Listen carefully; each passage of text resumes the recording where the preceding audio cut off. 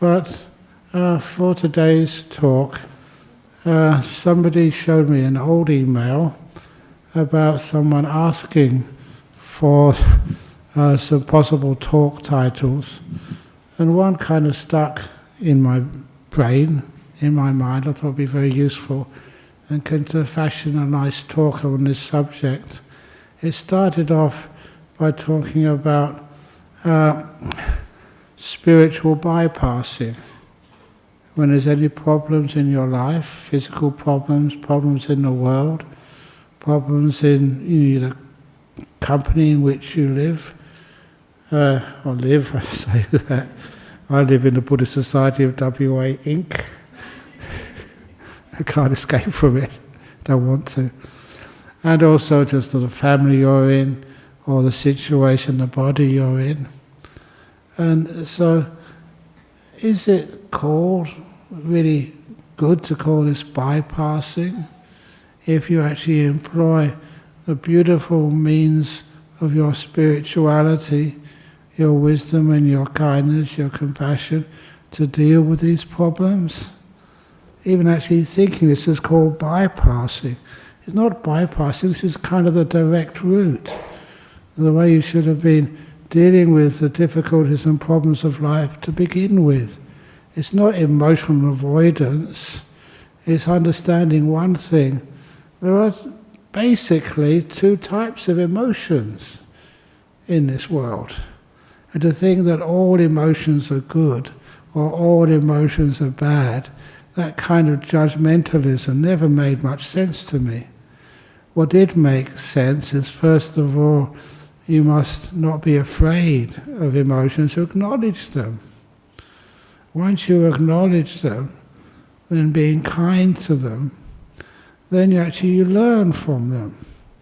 That's why this idea of opening the door of your heart to whatever your experience in this world, in this life, you learn so much from them.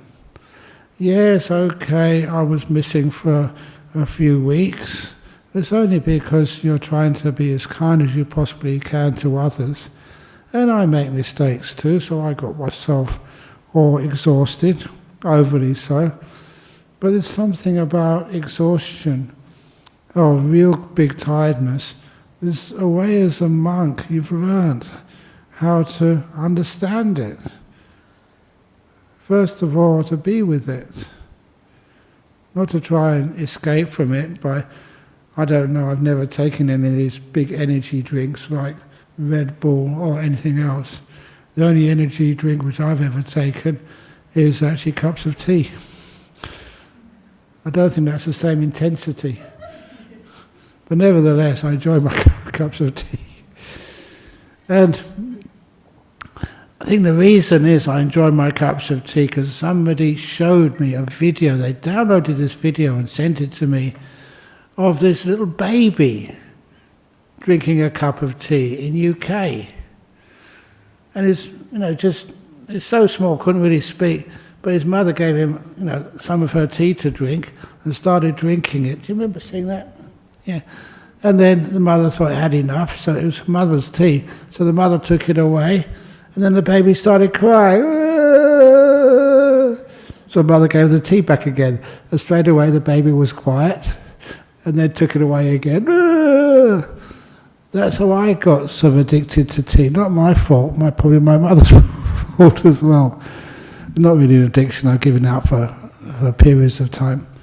But what it was understanding just how sort of we respond to some of the difficulties we face in life.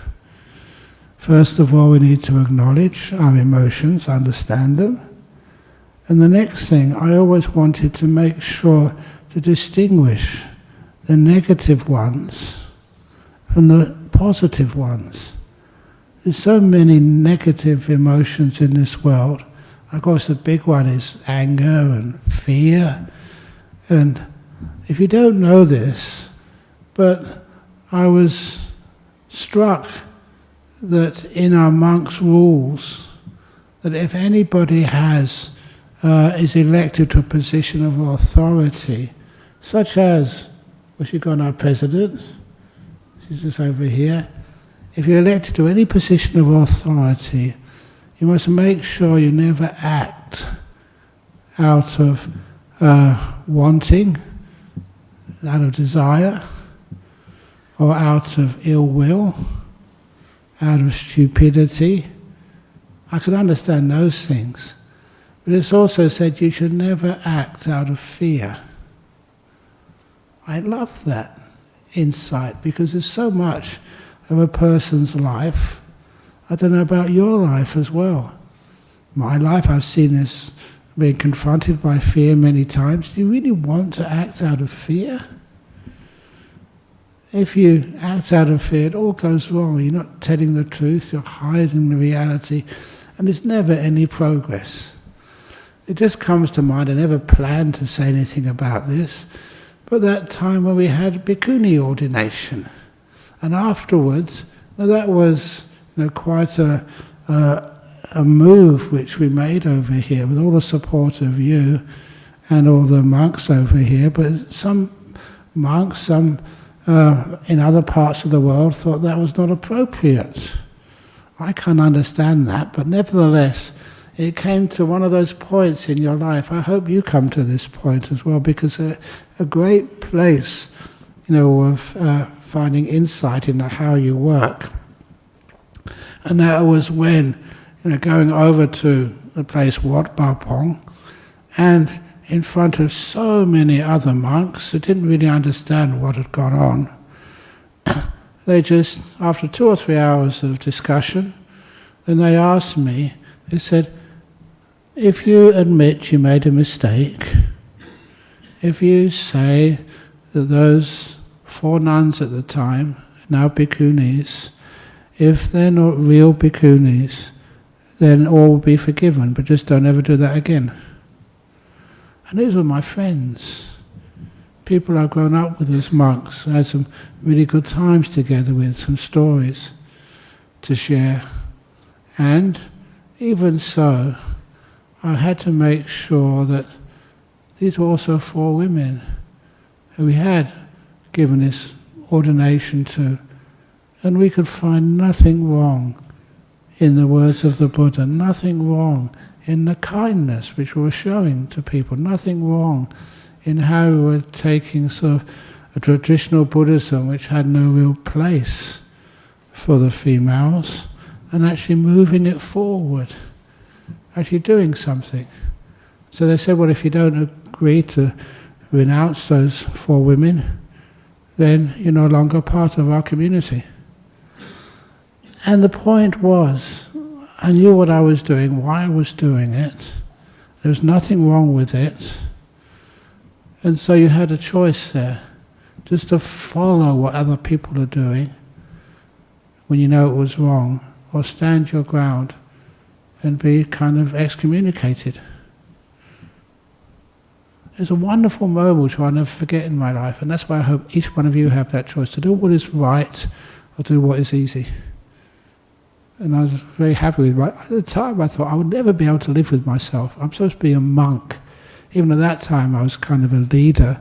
I wanted to be a leader who actually does lead, doesn't just follow, does actually help others, instead of just being more of the same. So I decided, okay, they're 4 bhikkhunis. It's wonderful to see just how they developed in this world. You got sort of, I don't know if you know that Ayaneroda, one of them, Elizabeth, she was before, she's getting really old now, but she's over in Sydney.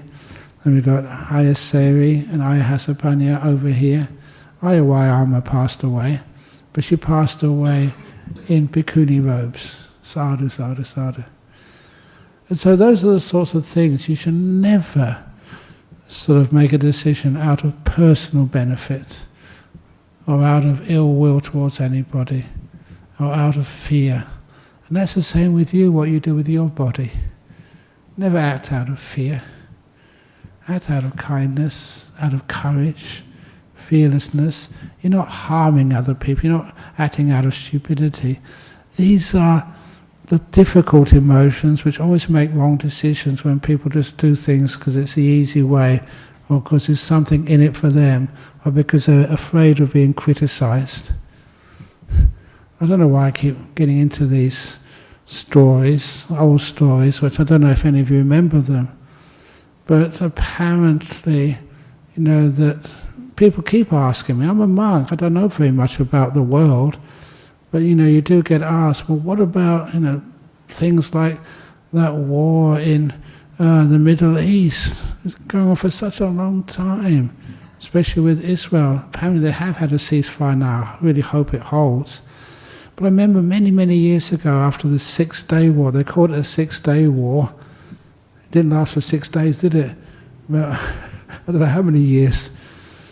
But I remember just one thing which did inspire me in that conflict was it was the president of Egypt at the time, President Sadat.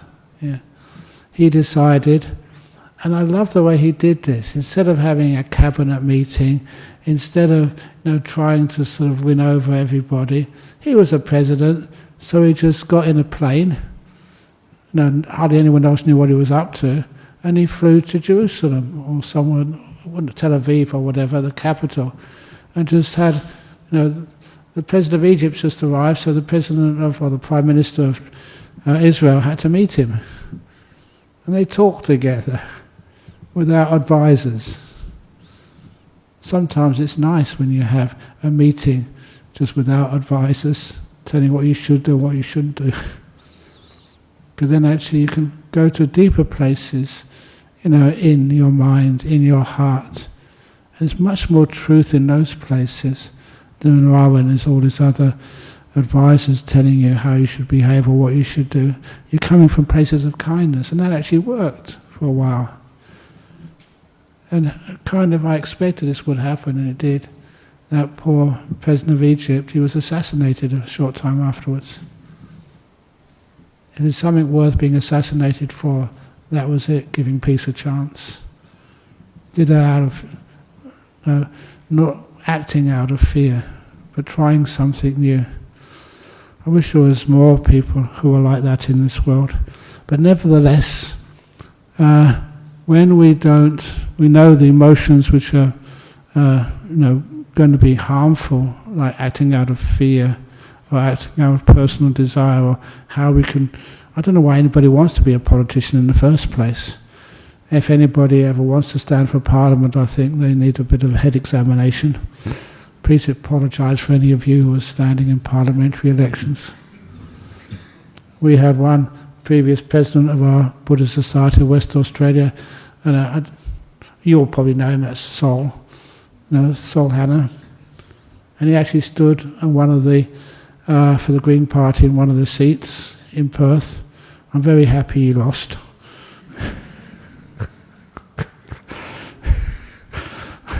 Well, that'd be really tough to actually have such a position of leadership.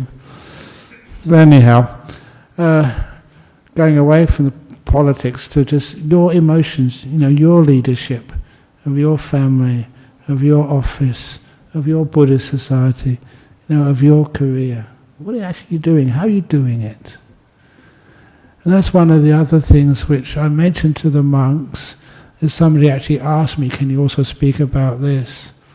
He said it's learning also to the positive emotions, like trust, kindness and happiness, to value those so much that that's what you deliberately put in to everything you have to do in this world, as best you possibly can. He asked in particular for things like your relationships, your family, your marriage, whatever else you're doing. For me it's the monastery in which I live. I don't just sit, actually I do a lot, just sit there. Don't just sit there. That's actually one of Thich Nhat Hanh's sayings which inspired me. Don't just do something, sit there. There's too much doing. But if we do, because we feel we need to sometimes, it's not spiritual bypassing or just neglecting other duties. You find that we really need to do that for everybody. including yourself. And sometimes what you do for yourself, what you do for others, tends to meld all together. You know, I've told that so many times, for people who have relationships. If, say, you get married, it's not about the husband, it's not about the wife. I love doing that. You've all heard me say this before, but it's such a deep teaching. I love repeating it. When I do a marriage ceremony, look at the bride. They're all a little bit crazy. And to this day, I still don't know why they invite a monk to do their ceremony. What the heck do I know about marriage? I haven't had a girlfriend since I was 51 or 52 years ago. I think things have changed since I was doing that sort of stupid stuff. But nevertheless, people say, no, come on, can you give us a blessing for the marriage? And I try my best. So that's one of the things I do. Look at the bride first of all, in her eyes. She always listens. There's 2 times as a monk, people will always listen to you. One is in a marriage, because it's important for them. The other one is funerals. It's amazing how many people, they keep looking at you when you're doing a funeral, because they know that if they don't pay attention, the person they've gone to the funeral for, they might come and just disappoint them afterwards. The ghost. It does happen, Okay, one of my stories. This is a true story. There's one lady many years ago. She was Thai, married to a Chinese man. And she would really love, the holy water which I would give. Unfortunately, for the wrong reasons. Because she was getting so sick, I knew she was close to death. She had a whole bucket of holy water once a week. 11 litres. I was really happy to help, kind heart. But then I found out what she was using it for. Because this guy called up and said, is that AjahnBrahm? I said, yes, speaking on the telephone. Oh, I want to order some holy water, please. How much? So I never charged for anything. The holy water was free. No, it isn't. I get it from this Thai lady, and she's charging a bit much these days. It's very good stuff. I want to get it from the source. And that's where I found out. I found out where she was getting the holy water from, and why. She was making a small fortune from it. But anyway, eventually, it can't be so critical. It's just was always kind to this woman, and she was a very good woman. Sometimes you're just a little bit sort of strange.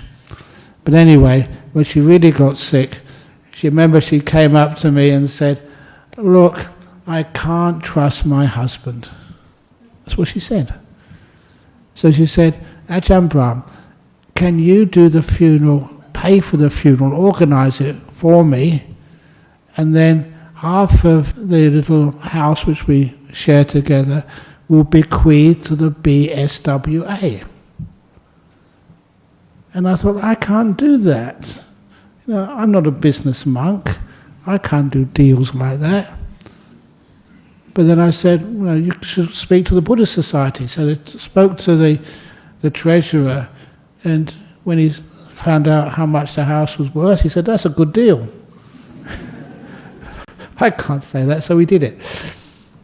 So when it came to her funeral, we organised it, and the BSWA paid for it, and half of her estate she left to the BSWA. But after the funeral was finished, I remember asking the husband, I said, do you know where the trust deed is? He said, no, I don't know where it is. It's disappeared. I can't find it. So, we are Buddhist after all. So we said, okay, never mind. If it comes up, let us know. We're not going to go and sue him. But anyway, I never forget, one morning at Bodhinyana Monastery, they lived over in Maylands. One morning, early in the morning, a taxi came. You know how much it costs to have a taxi from Maylands all the way to Serpentine?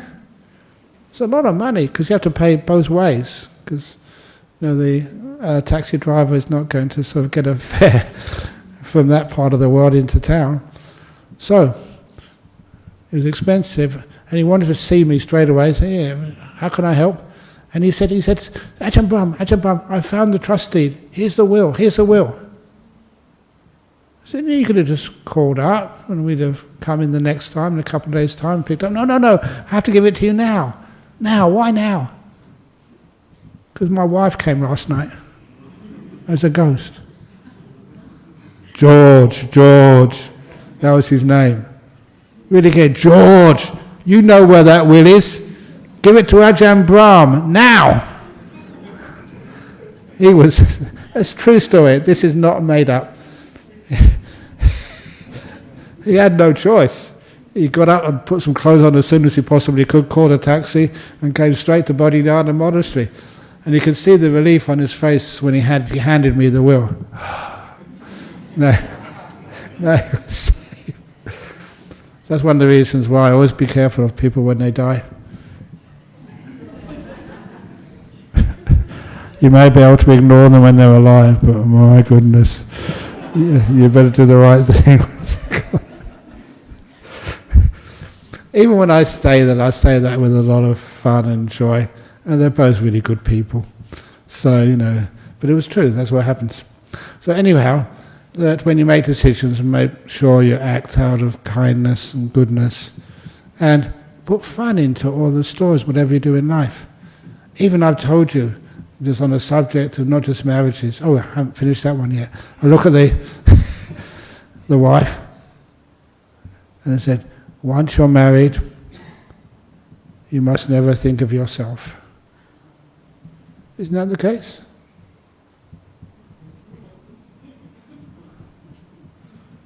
Oh, come on. And then I look to the husband, you must not think of yourself. They always say, yeah. And then, still looking at the husband, and from this moment on, I say, you must not think of her, your partner, your wife. Now that's the interesting thing, because you don't need to read people's mind, you read their faces. And every time I do that, if you don't know what I'm up to, they all think, especially the in-laws or the family all coming, they, why have you invited this guy for? He's mad, he's crazy. And then I take it just a little further, then I say to the wife, from this day on, I don't want you to think of her, or him, whichever it is, what I'm saying. Once you're married, you must not think of yourself, you must not think of your partner. And I'd love it to pause there. Because a lot of times people trust me enough to think, there's something in there they haven't seen. What is the riddle? He's not mad, he's not crazy. There's something he's expressing here by this little riddle, which is really important. And I give them that answer, and I hope you understand that answer too. You must not think of your partner, must not think of yourself. From this day on, you must only think of us. The third option. Why do I have to be a monk unmarried to understand that? A lot of you guys don't. In a family, friends, who's the most important person in the family? It's us, not one person. Who's the head of the family? Us. Okay, so who's the most important person in the Buddhist Society of Western Australia? Who said you? You're my friend, you get free membership for 2 lives. No, that's wrong. It's us.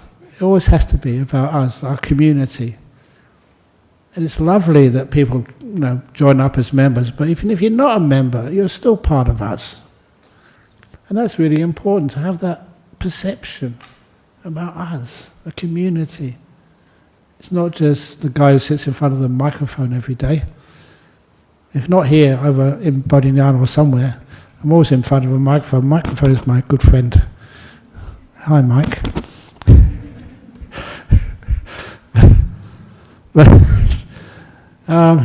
That's when you understand about what a community is all about, and the beautiful emotions which come up from that. And even with your body as well. Which is the most important part of your body? You can't say that one part is more important than the other part. It's all about us working together. Every part of my body, as best I possibly can. And then you find you can kind of be healthy. As best you possibly can. But what is health? Are you always going to live this life with no pain anywhere at all? What's one of the other things which I love teaching and love remembering? Sometimes I tell people, it's really nice advice whenever you go and see your doctor. How many of you go to the doctor and say, there's something wrong with me? I advise you, even if you're close to death, don't say that. When you go and see your doctor before the operation you're going to have, he said, tell them, there's something right with me, doctor. I'm really sick again.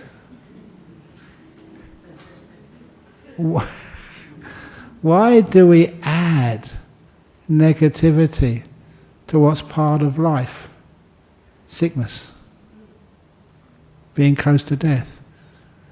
See if you can add sort of joy, kindness, fun to whatever you have to experience in life. Can you do that?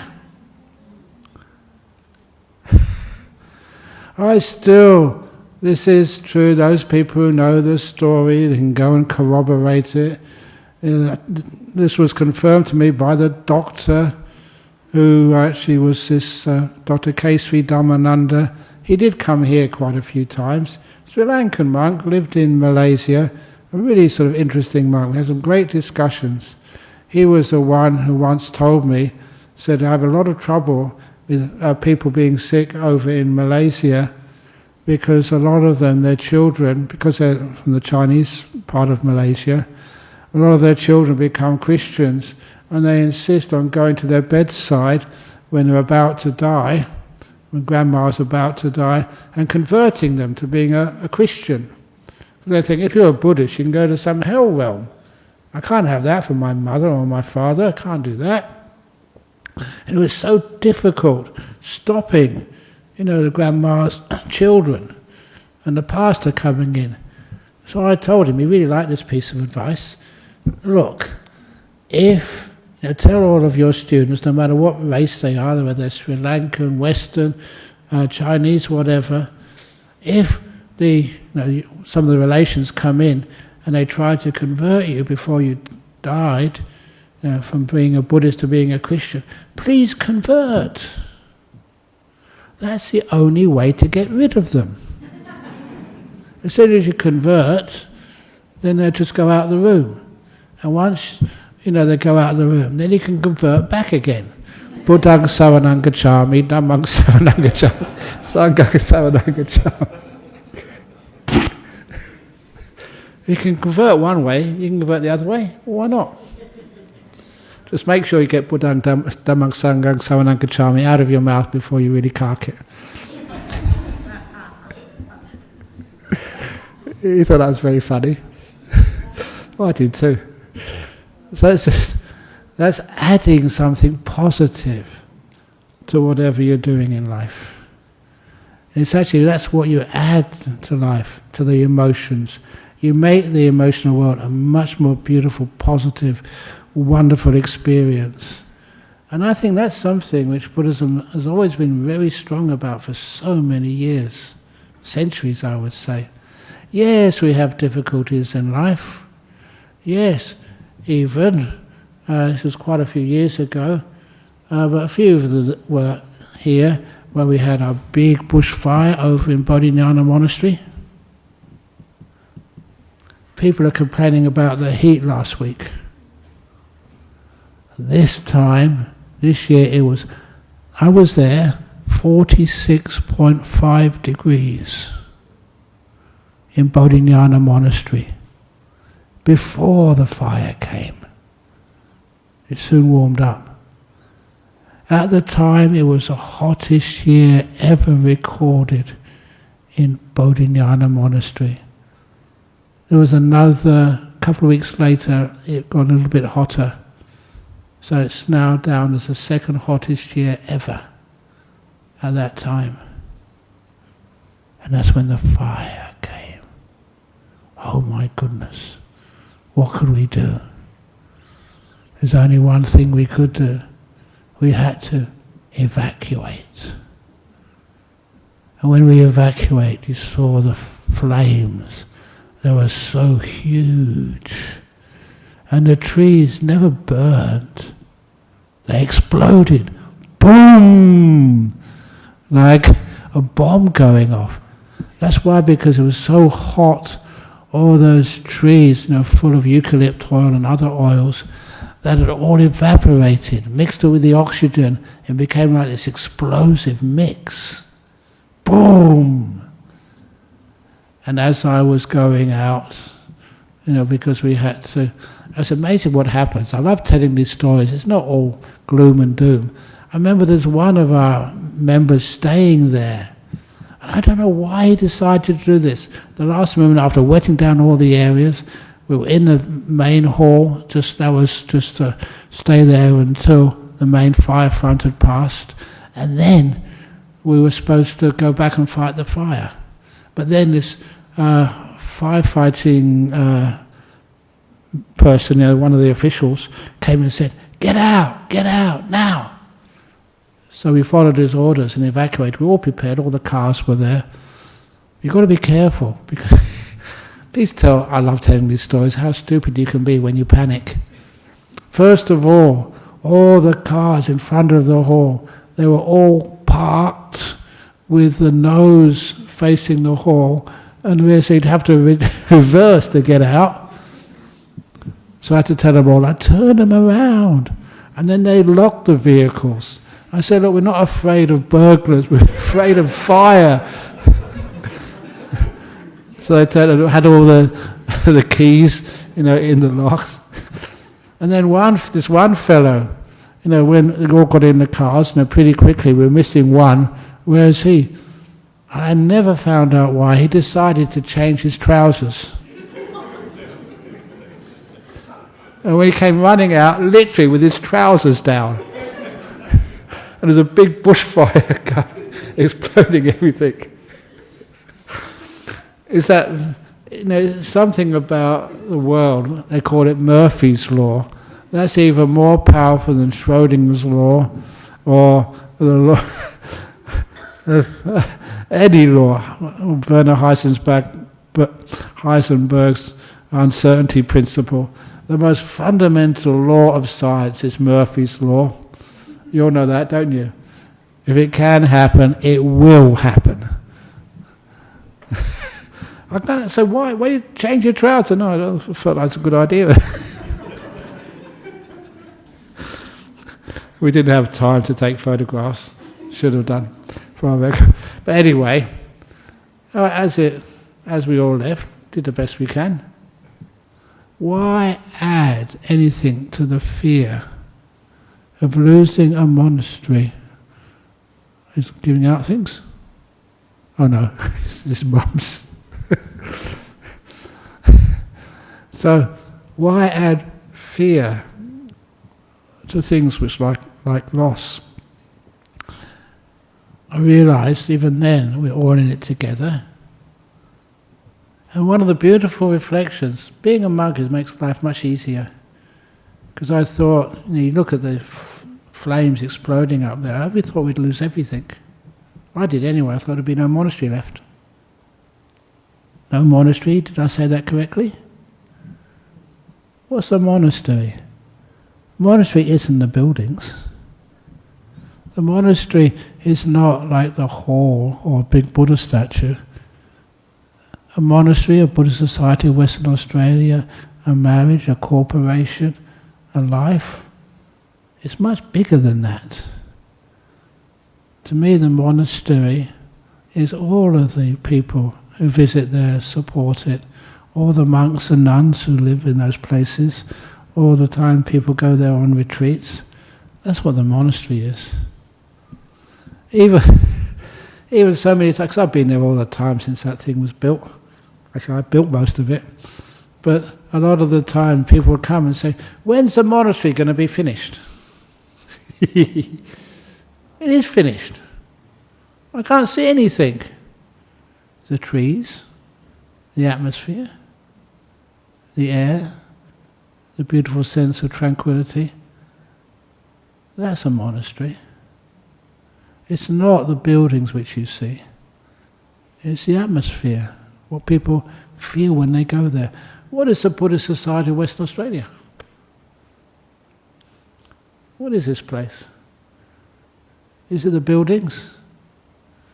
Are these architectural inspirations or monstrosities? It doesn't matter. If you think, what is a monstrosity anyway? A monstrosity is where monsters live. If you want to see a monster, please come in a couple of weeks' time, February the 7th on a Friday night, because that's when we have the line dances. Is February the 7th still? 7th, yeah. Yeah, that's when the monsters come and turns Dhammaloka Centre into a monstrosity. That's what word monstrosity means, isn't it? Where there's monsters. Well, anyway, I tried my best to crack a few jokes, so it's okay to laugh. Even if you don't find it funny, just out of kindness to me, you can laugh just to, make me feel that all my hard effort is not wasted. So anyhow, this is all the time in life, even when that big fire had gone. I remember telling the other monks who were there, and I mentioned this to them. Okay, I really thought it was going to be totally destroyed. But even if it was, doesn't matter. We just go and build it again. And that's what I'm totally prepared to do. Whenever we destroy everything, pause and do it again. Make it even better next time. It wasn't completing the monastery was never completed. This place will never be completed. Your life, work will never be completed. But nevertheless, that kindness will carry on. And that kindness, that is what the real monastery is. The peace, the acceptance. Never feeling that it's all been ruined and it's a total waste of time and, oh, why do I have to keep doing this? You keep doing this because you love doing it. It's worthwhile. It's the kind of emotions which in spirituality we emphasize. In the world we find, no, you don't get enough reward for all the effort you put in. For me, just every time you get exhausted, still you keep on working, keep on going on. That's what I would always do, up to a point. And one day I'll just cark it. I don't think that's going to be this week. I don't think you will let me. When I say that, you won't let me, is that an exaggeration? It's not. A lot of times, have you ever seen this when people are really sick in hospital? They may be really sick in hospital, and then you're by their bedside looking after them and stuff, and as soon as you leave the room, to go get some dinner, that's when the people die. Have you seen that happen before? I've seen that so many times. That's when I tell you guys, at the beginning of our rains retreat, that's when we try and do less work, less going outside of our monastery, more teaching, more meditation, more stillness during our rains retreat from July to October. I always tell everybody, we now, the monks and the nuns, are going on retreat. Please, out of kindness to us, you always ask, what can we do for you during a rains retreat? I said, please don't die. It does actually work. If you do the stats, we haven't actually taken down the numbers, but less people die during the rains retreat than any other time of the year. That's Buddhist, that is. You're very good, devoted disciples. Well done, congratulations, I'm proud of you. The will to live. That is also really important. Do you want to keep on going? The will to live is important. Know it's there, it can be done, and also, what are you going to do with it? What are you going to add? What happiness are you going to add? I've had so many lovely times just talking about this. There was one lady, one of our strong disciples years ago, and she thought she had bad hay fever. But it got so bad one day she found out it was actually lung cancer. And so by the time she had it looked at, she was really close to death.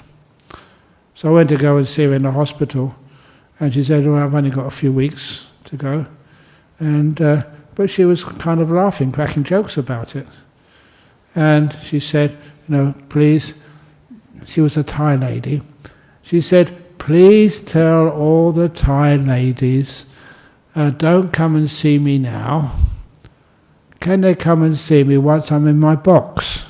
And they can see me as much as they like. She meant that. She just wanted a bit of peace and quiet. But then, she was planning all the funeral arrangements. She was a very smart lady.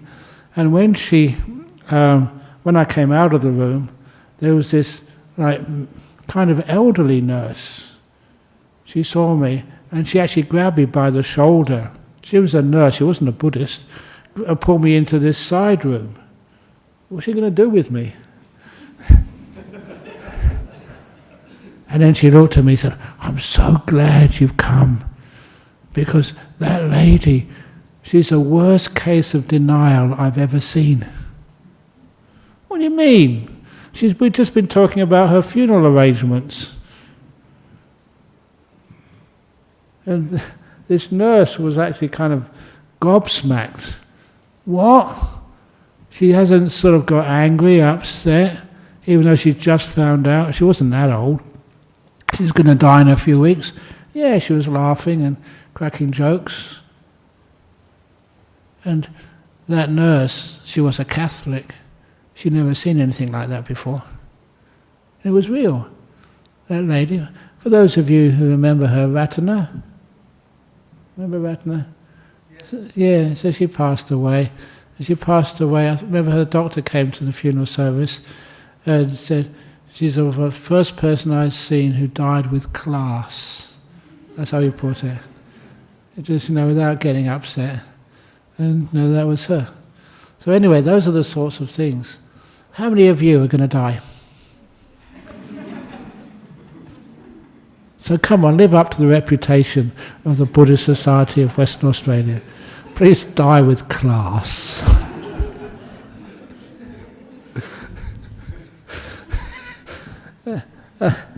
And that way it's just showing that, emotions of fear and disappointment and other stuff which we have, we can always mess around with those and change them. And things we have to do anyway, let's do it well. Let's do it with pizzazz. So anyway, now I've said that, I better be careful. Once I do die, I have to have a special pizzazz. Please, if I die in my coffin, please put a microphone in the coffin so I can give a talk and a few jokes at the very end. Why? Why not? A marriage? The most important thing is not just him or her, it's us, your kids as well. And somebody was saying, what about stepkids? What on earth does that mean? To be step on, or where did that come from? Stepchildren. They're your children, they love you, they care for you. So you're your kids. I don't care if it's step-parents or whatever. And anyway, I know I've seen this so many times in my life. If you have, you have one father, you had one of our monks some years ago, because he was given up by his biological parents, and he was adopted, and then his adopted parents split up and they got remarried. And I couldn't imagine it's just how many parents he had. He had his biological parents he met up with later on, and then his adopted parents, and they split up, so he had a step-adopted father and a step-adopted mother. It just got so complicated. I couldn't figure out. But God's permission, I can talk about it and crack jokes about it. Why not, just whatever situation you are in life, why not give it some sort of extra special addition to create happiness? One of the last things was, I was going to say about how, I was mentioning this to the monks, this one guy over in Singapore, he was a CEO of the Changi Airport Corporation. And, because he was a Buddhist and I got to know all these people, he came to this little seminar on how to run a business, a Buddhist business. And he was actually a big businessman, just opening up Changi Airport Terminal 4. And he was doing that the next day. And so one of the things he said, that one of his workers said, "Oh, it's not a happy place to work in these businesses over in Singapore." And then he said, "You expected to be happy." "Yeah. Why don't you add happiness yourself? When you go to that workplace, just make a resolution. Today I'm going to create some happiness with one or two people. And that's the most important part of my work. Doing the job and making some happiness there." It's wonderful when you can create happiness there. Like, "Please excuse me again, but tomorrow, early in the morning, I'm going to the airport again. I've got terminal disease. I'm always going to the terminals." But I'm actually going tomorrow morning again. But sometimes, because you go to these places often, it's not excitement you have, "Oh, we go again," having everything checked out. And I can still remember going through the airport recently, and they said, "No, in your bag," this is my baggage, as you all know. And they said, "In your bag, sir, have you got any prohibited items?" I said, No. Just, I said, "What about hair gel?" And I couldn't help but crack up and say, "Oh, seriously?" And all the people in the queue behind me, they all cracked up too, so I'll go through. But before actually going through, I did thank him. I said, "Thank you for making my day." And all these people behind me, "Oh, no worries, sir." That's how you add happiness, to whatever you have to do in life. They always see some funny side to whatever you have to do. Even, he's not here today, good old Dennis Shepherd, in some of the marriage stories, because I used to do the blessing, he used to be the legal part, Dennis, and so often he made mistakes. I remember doing the ordinary marriage service, and at the end of the marriage service, he was just about to say, "And now I present to you Mr. and Mrs." I said, "Dennis, you forgot the rings." "Oh yeah, sorry." We forgot to do the exchange of rings. But that's not as good as this other marriage ceremony I went to. When they realised that they'd ordered these rings, but there was some sort of problem over there, so they didn't arrive in time. So they decided to go ahead with the marriage anyway. Instead of exchanging rings, they're exchanging these like cream puff buns. He said, "With this cream puff bun, I do you wed." That's brilliant. So you don't just get upset and think, "Oh, the whole thing has to be cancelled." You can always innovate and use something which no one's ever used that before. It's a marriage which you'll never forget. And I love things like that. Or just like, again, the funeral. Oh, they're not here today. At least one of them. The funeral, was my fault, honestly, because I told her at a funeral service, you can actually make the coffin yourself. So I found that out, so I told this lady whose husband had died, and he was like a white water rafter. So I decided to make a coffin in the shape of a boat with a couple of paddles on top. Only trouble is, it was the right size, totally legal, but it weighed a ton. It made it out of jarrah wood. And it was so heavy, I thought we'd kill a couple of the pallbearers as they took it. And the worst part about it is that once it was put on the conveyor belt thing, then I pressed the button to commit the coffin, and the motor wasn't strong enough, and it was struggling to go through, to the place where it was going to get burnt, and it was struggling, and the thing opened up, but it was going very, very slowly, and then it came back and it went crash into the coffin, and the coffin couldn't move. It was half in and half out. I was over in Fremantle. What do? The funeral directors aren't very helpful. They're just looking at us, oh my God, what are we going to do now? It's all gone wrong. But the wife who comes here, Jenny, she's not here tonight. But anyway, she jumped up on top of the coffin and tried to push it through. And her very kind friends shouted out at her, "You're trying to get rid of him that much." Trying to and that just started it. Somebody else shouted out, "Yeah, no, the first day he had a car, he crashed it. The first day in his coffin, he's crashed that too." Typical.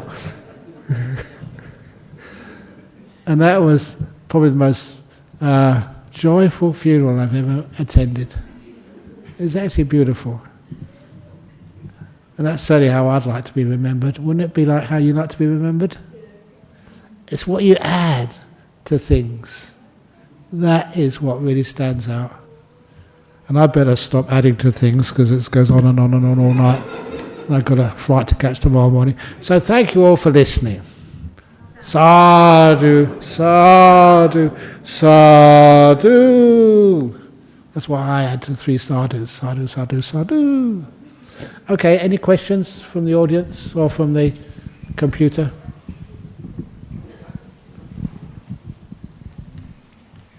Could we do the computer ones first, Eddie? Where's Eddie gone? Oh, he's over there. Oh my goodness. From Germany. Dear Ajahn, please what can you say more about self-compassion, how to generate it and how to increase it, to protect myself and help others? Okay, for self-compassion, one of the things, and I mean this, first thing in the morning, simple things. Go to the bathroom, look at yourself in the mirror and smile. I did that for 2 years, honestly, when I was a student, and when I find it hard to smile. And it just gets stuck like this. You're smiling. It doesn't cost anything. You get into the habit. You're actually such a kind thing to give to yourself. Number 2, always understand the simile of the tree in the forest. I've never seen a perfect tree in the forest. They're all bent and crooked. I've never seen a perfect monk. Look in the mirror, AjahnBrahm. They're all bent and crooked. I don't mean just, in a bad way. But they're never perfect. So take away your ideas of perfection. That's self-compassion and kindness. From Sweden. Dear Ajahn, you told us that harmony is more important than the truth in a career company setting. Should I sacrifice my ideals for the sake of harmony? How can we be kind to another at the same time also be kind to ourselves if the person insists on their view? It's how you convince others. Honestly, one of the persons, you've heard this story so many times, Ajahn Jakaro, he was one of the first monks over here, and he disrobed eventually. He left me in the poo. I had to take over as being the abbot. I was doing so well being the second monk. Being the second monk, it's like, the monk in the front gets all the flies on the windscreen. I was tailgating, having a wonderful time. But then, eventually, I knew how to get my own way. Can you close your ears so you don't hear this? No, the other must get their own way. So whenever I wanted to build something, I said, why don't we build a hut over there on the hill? He said, no, that's a stupid idea. It just won't work. No, definitely not. I had the wisdom to know how the mind works.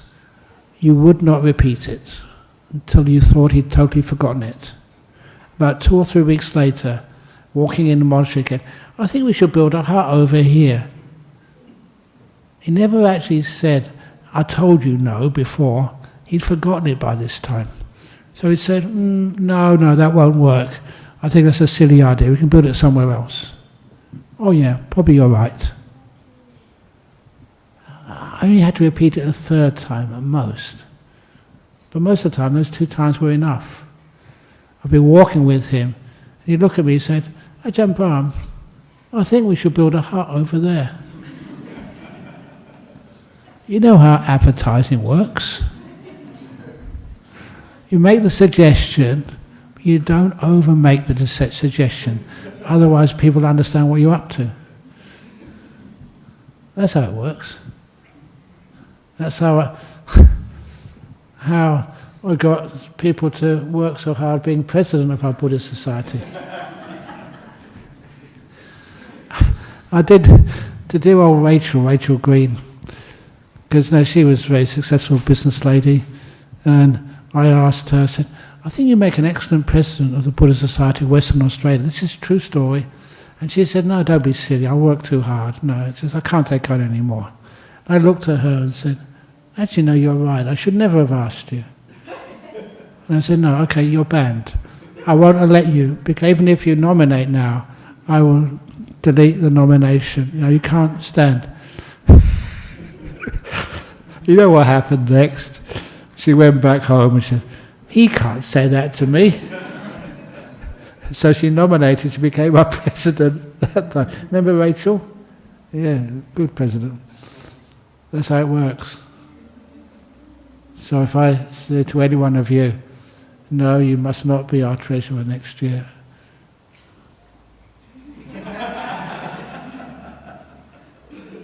Okay?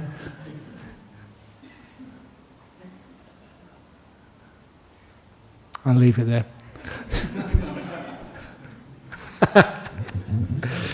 Be careful. Anyhow, that's, other questions. What am I supposed to be doing? Question from Poland to Ajahn. How to help my grandma who is less and less able to move, cook, eat? How to help her mind and spirit? She's not a Buddhist. Doesn't matter if she's not a Buddhist, she's a human being. Just be kind to her, be peaceful.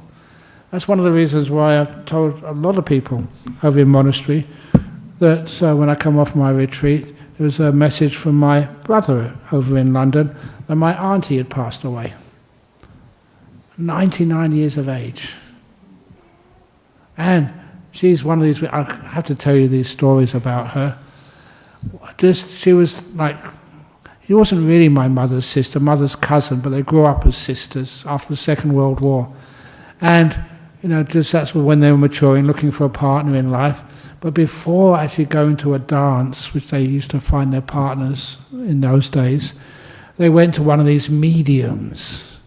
And the medium took one look at my auntie, her name was Opal, O-P-A-L, and said, you are going to very soon meet the love of your life and marry him. Oh yeah. Has anyone ever said that to you? Oh yeah. But then this medium was specific. His name is going to be first name Donald, surname Wolfreys, W-O-L-F-R-E-Y-S. She eventually married him. She married him, I think, the next day. And I asked my mother, who was there at the time. My mother doesn't lie to me. She said, did that actually happen? Oh yeah. And I asked, well, what was it like when this guy asked to dance with you, to my auntie?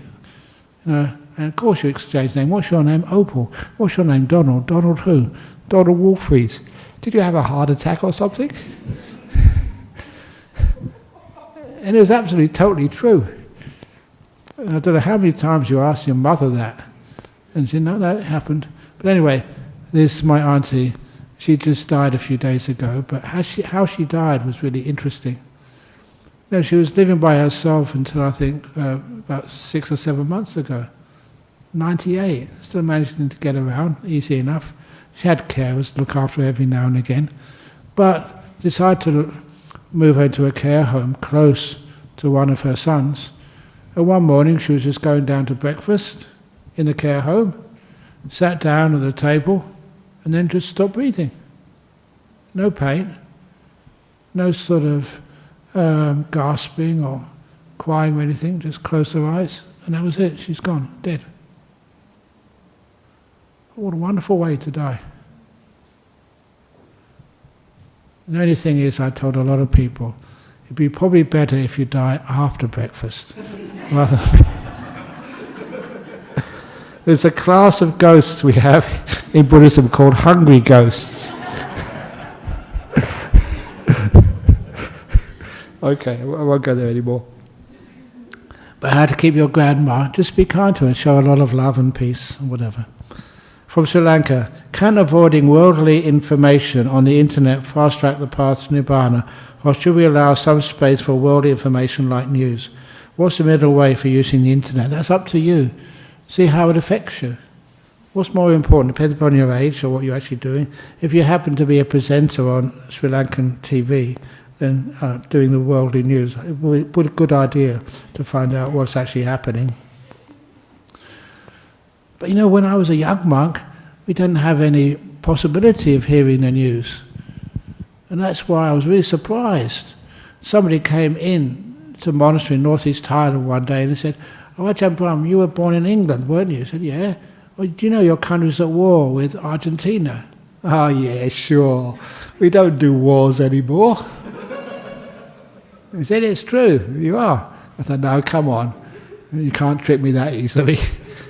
And it was happening, because sometimes when you don't look at the news, you don't worry about it.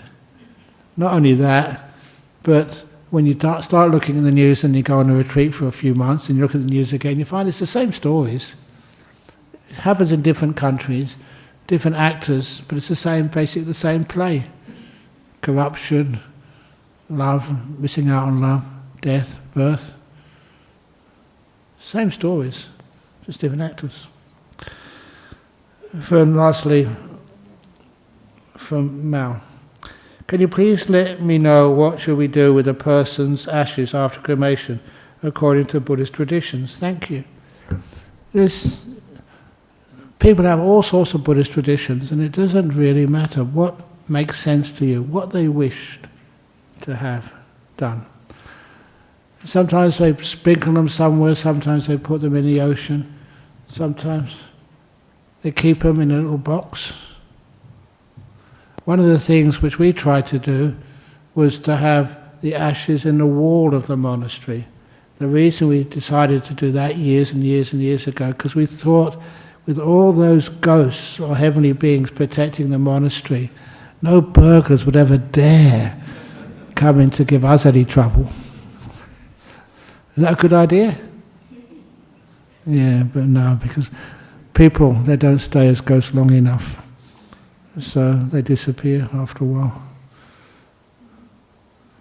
So that didn't work. But wherever you find it, and people say so every now and again they want to go back to pay respects to their loved ones. But honestly, do you do that? First few years maybe, and after a while, other parts of life take over.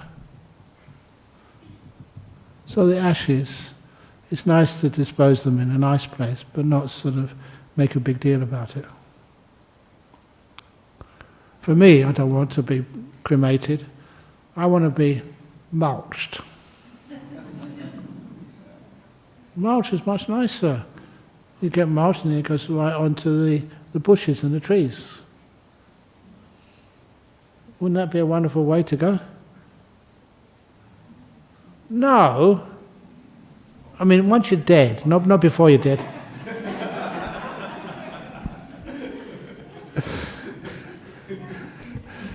Anyway, I think that's enough there. Did you want to ask a question? Okay, yeah. Go on. Okay. AjahnBrahm, the question that I'm going to ask you is whether you believe, there is any divine or karmic protection or not. Okay, yeah. Just now you mentioned about the fire that swept through Bodhinyana Monastery, 1991. Yeah. I saw it all day. The next day I was there, my car was full of water. I went up, okay. When I reached the monastery, I saw, the kitchen area where the monks, where they cook and monks have food, this thing, it was intact. And then the trees around, all was all burned down, Yeah. grayish. And then the trees were all green, and then the green, and the center was intact, And then I went up to the hall, the building was intact. As there's only at the glass, the window at the end, there's only a small one line crack. That's all the thing, Okay, just one moment. So it's what I read in YouTube, now the fire in Los Angeles, they say that these celebrities, okay, who's done good karmic, good charitable work, their homes were all protected. That's what they call it. So do you believe in that's a... What's the name mean? Los Angeles. The angels. Yeah, of course. There is protection, isn't it? Do you think? There is, yes. But you can't rely upon that. You have to be really good people. Yeah, so are the good people too. So if you're a kind person, or all the good things, you're also protected with good health too. Yep. Up to a point. Thank you. Okay. Thank you. Excellent. Okay. Going. Okay, can we finish? Oh, one more, yeah. Go on. Maybe it's the last question, because I do have to get up early in the morning. You spoke briefly about making decisions without regret. I was just wondering if there's anything deeper than currently my perspective on it is to avoid making certain negative decisions, to analyze one's values and where they're operating from in order to make sure that they're not falling to, say, peer pressure or some undue influence. Do you think there's anything more that we could do? Well, basically this is what I do, or I encourage other people to do. But sometimes if you think about it, analyze it, it gets way too complicated. It's much better to feel it. Does that make any sense to you? You feel it. Is this a good thing which I'm doing? Or is it a bad thing which I'm doing? You feel it inside your heart.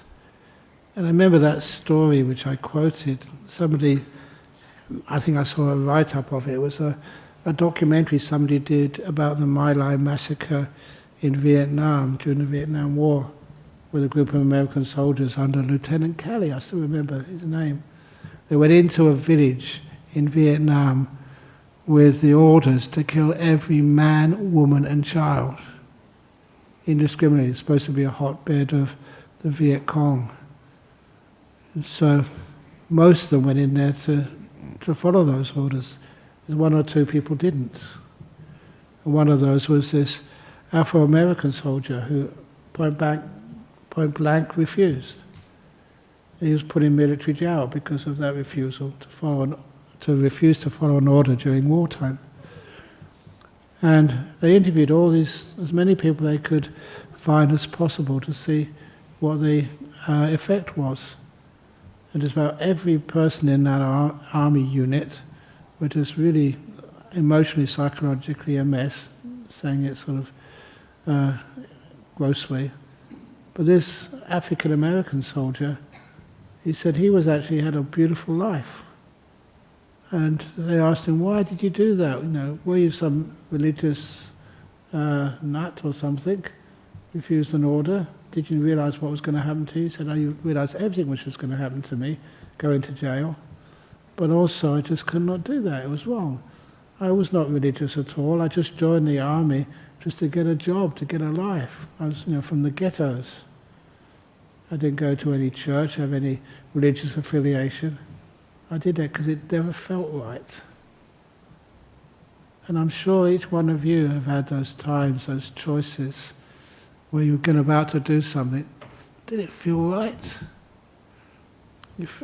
I put my hand over here because that's where I locate just the center, for me anyway, for kindness and gentleness, compassion. And all the time that's what I try and do, just feel it first. And once you feel it, you know this is right. Like the ordination of bhikkhunis. For me it felt right. That's what I trusted more than anything else. The other details, the analysis, we can analyse it afterwards. And always found out this is very trustworthy. I'll just also add on there that that's also been a bit of my experience in terms of the longer you allow yourself to sit and ruminate in what appears to be logic, but we also have to understand that our notion of logic is also informed by our emotions. It gives more room to be drawn down a path that we might otherwise not have taken instead of listening to that core belief.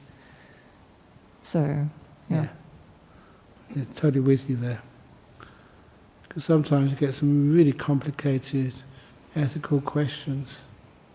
If I try to analyse it, trying to look in the books, trying to get some answers from others, it just gives you just headaches and no clarity. It's just the same as our Buddhist society and our committee. Isn't it more wonderful just to see, feel it? What does it feel like? You usually get answers much quicker. And they always tend to be the ones which are correct. I'll also end on this as well. What you said about being mulched. I have a joke with my friends that at my funeral there will be a wood chipper, and anyone in the front row there will be raincoats provided. Okay. But yeah. Excellent. Okay. Well, please thank you all for coming. And again, extra 13 minutes. Hope that's not too long for our hard-working caretakers.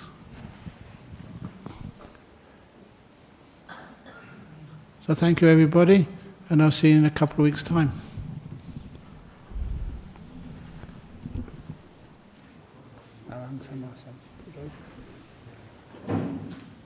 Yeah, I'm going to do Arahato, yeah.